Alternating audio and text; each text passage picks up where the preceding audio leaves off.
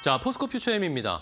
오늘 방산주도 좋지만 방산주야 전쟁이 아직 끝나지 않을 거다라는 이야기 때문에 좋다는 건 당연히 이해가 되실 텐데 2차 전지가 이번 주에 잘 버텨요. 그렇습니다. 네. 지난 시간에는 여러분들께 이제 LMF를 네네. 지난주에 말씀을 드렸고, 그리고 오늘 이제 또 포스코 퓨처엠 소재단에서 이제 말씀을 드리는데, 여러 가지 면에서 대체제 그리고 또 정부의 어떤 추가적인 정책에 대한 기대감들, 네네. 이런 부분들이 어우러지면서 이번 시장의 급락과 급등하는 장세 속에서 나름대로 주도 섹터로서 부상될 수 있는 여건을 지금 만들어주고 있다. 그러니까요. 이런 쪽에 좀 포커스를 맞추면 좋을 것 같습니다. 특히 포스코 퓨처엠 같은 경우 국내 유일하게 양극재, 음극재를 다 생산하는데요. 이 국내 유일의 대규모 천연 흑연 음극재 생산을 통해서 중국 의존도를 탈피하는 이러한 부분들이 중요한 핵심 아니겠느냐라고 볼 수 있습니다.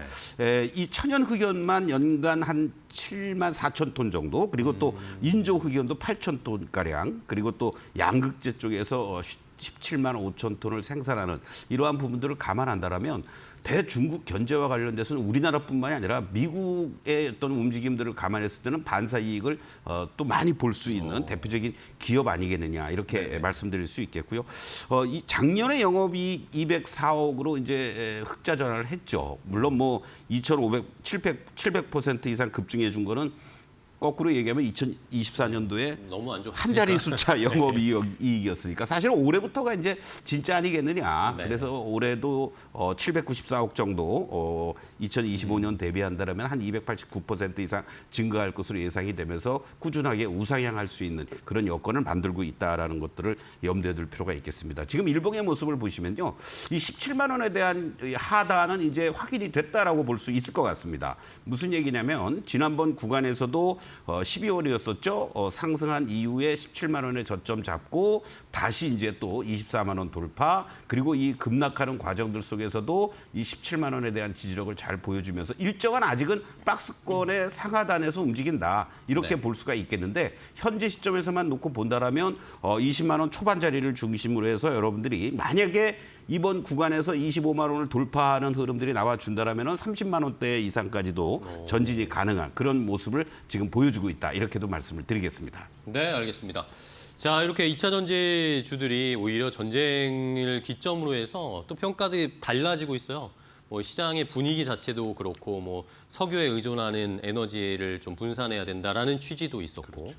중요한 건 올해 이제 기업들이 대부분 실적이 많이 개선될 거다라는 이런 모멘텀이 잘 지금 어우러지고 버무러지고 있습니다. 2차 전지 포스코 퓨처엠 오늘 선방하고 있는 종목까지 확인을 해봤습니다.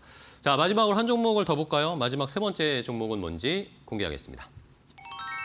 자, SPG입니다. 오늘 사실 AI나 이런 쪽은 다 무너지고 있기 때문에 로봇주들도 많이 빠지는데 그 안에서 SPG는 그래도 하락폭이 매우 적고 로봇주 안에서는 또 견조하더라고요. 그렇습니다. 네. 이 부분은 이제 중간중간에 많은 분들이, 저도 마찬가지입니다만, 로봇 관련주 중에서 이 감속기라는 부분에 있어서의 경쟁력, 기술력, 그걸로 인한 어떠한 안정적인 실적 호조세, 네. 이런 부분들이 계속해서 부각이 되고 있다라고 보시면 좋을 것 같습니다. 대표적으로 로봇이라든가 반도체 장비용 등 이런 유성 감속기 또는 정밀 감속기를 생산하는 국내 유일한 업체다라고 보시면 좋을 것 같고, 우리가 실적과 관련된 부분을 감안했을 때 가장 최근 2021년 이후부터 현재까지 한 150억에서 250억 사이의 영업이익을 꾸준하게 내고 있다라는 거, 이 부분이 상당히 주가의 어떤 견조함을 뒷받침해 줄 수 있다라고도 볼 수 있을 것 같습니다. 특히 이제 본격적인 휴머노이드 시장을 감안했을 때 결국은 자막에도 나왔습니다만 관절, 감속기 쪽 부분, 네. 이 부분이 새로운 성장의 모멘텀, 실적 호조세를 뒷받침해 줄 수 있는 요인이 아니겠느냐라고 볼 수 있겠고, 일봉의 모습으로 보시면요, 지난번에 이제 1월 말이었었죠. 16만 5천 원을 기록했던 이 흐름 이후에 사실은 견조하게 하방을 잘 잡아 주었습니다. 이 자리가 이제 한 13만 원 정도가 되는 자리인데요. 그러나 이 전쟁 여파로 인해서 한 단계 레벨 다운이 됐지만, 그럼에도 불구하고 이 10만 원에 대한 지지력을 잘 보여주고 있는 걸 감안한다라면 오히려 10만 원에 대한 이탈가를 설정해 놓고 지금부터 조금씩 로봇 관련주 쪽에서 실적이 뒷받침돼주면서 성장의 모멘텀이 있는 SPG 충분히 분할 매수할 수 있는 위치 아니겠느냐, 이렇게 말씀드리고, 1차적으로는 물론 13만 원이 저항입니다만은 직전에 요 고점대가 형성이 되어 있는 15만 원을 1차 목표가로 여러분들께 제시해 드리도록 하겠습니다. 네, 알겠습니다. 자, 로봇주들 오늘 또 많이 좀 하락을 하고 있는데 그 안에서도 로봇주도 이제 좀 옥석을 가릴 필요가 있는 타이밍이 됐어요. 이제 실적이 어느 정도 받쳐주는 로봇주 안에서도 이제는 기대감만으로 가기는 쉽지 않죠.